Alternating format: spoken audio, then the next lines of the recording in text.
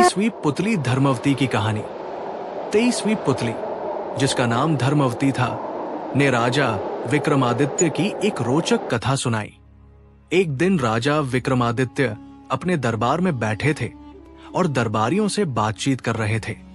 इसी दौरान दरबार में एक बहस छिड़ गई। मनुष्य जन्म से बड़ा होता है या कर्म से? दरबार के कुछ लोग मानते थे कि मनुष्य जन्म से बड़ा होता है, क्योंकि उसके संस्कार पूर्व जन्मों के कर्मों से तय होते हैं।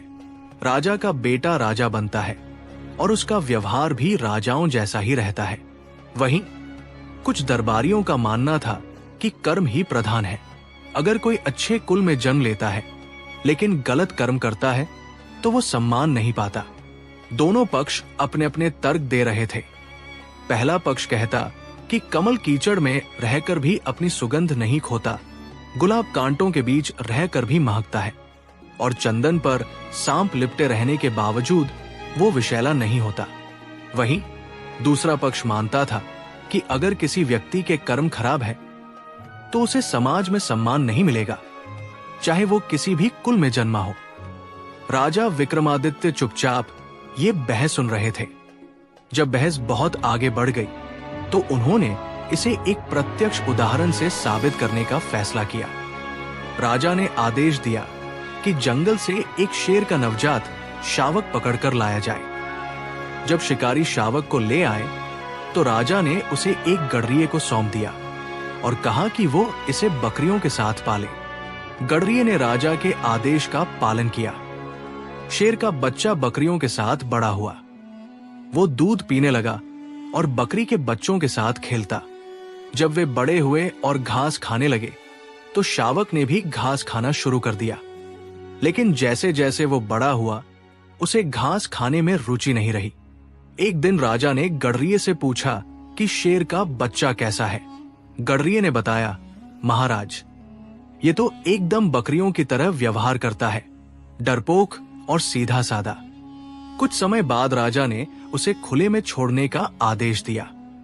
अब जब वो जंगल में अकेला रहने लगा तो धीरे धीरे उसने खरगोश और छोटे जानवरों का शिकार करना शुरू कर दिया। उसकी असली प्रवृत्ति जागने लगी। फिर एक दिन दरबार में उस शेर को लाया गया जिसे पहले वो देखकर डरकर भाग गया था।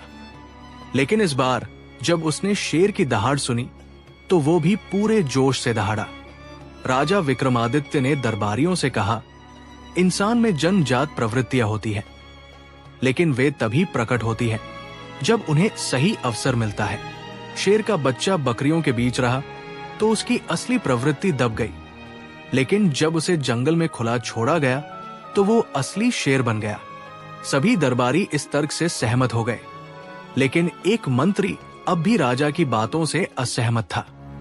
उसने कहा, राजन, आप राजकुल में पैदा हुए इसलिए राजा बने। चाहे कोई 7 जन्मों तक परिश्रम करे, वो राजा नहीं बन सकता।